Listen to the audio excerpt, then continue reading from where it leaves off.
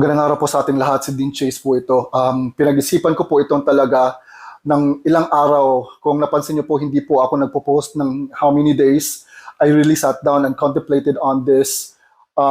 Pero napagtanto ko po na karapatan po ng bawat mamamayang Pilipino na malaman kung ano pong klaseng mga tao ang nasa loob ng Malacanang.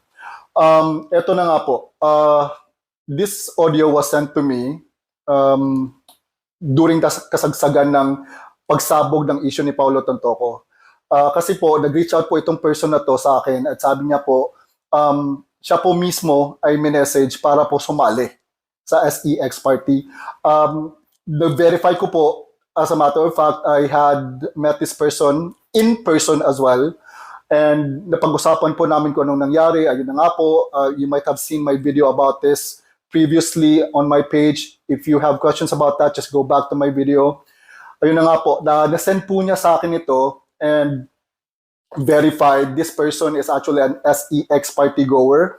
As a matter of fact, taga San Francisco po siya and always po siyang sumasali sa Folsom Street Fair. Now, what is Folsom Street Fair? Hindi ko po ito pwede sabihin dito sa video kasi po masyadong adult, but you can Google it.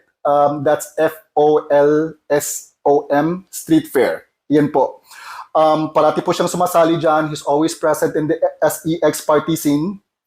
And ayun po, nakareceive po siya ng message tsaka pinasali po siya sa isang private SEX party. At saka ito na nga po ang resulta nito. So again, before we go to that po, to the audio, let me just say, nakarapatan po nating bawat mamamayang Pilipino na pilitin po natin ang ating Pangulo na mag-take ng hair follicle test. Kasi po karapatan po nating malaman kung nasa maayos po na pag-iisip ang Pangulo natin to lead a country.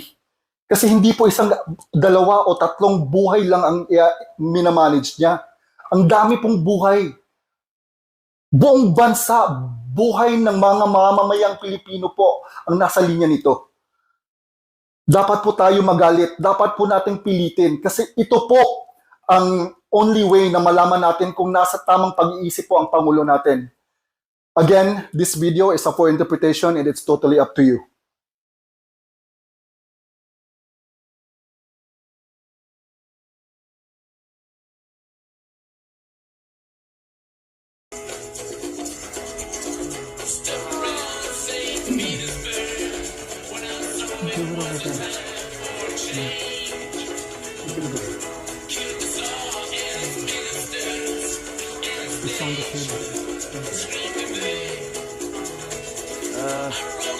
I think I can't take this. I think it's too big.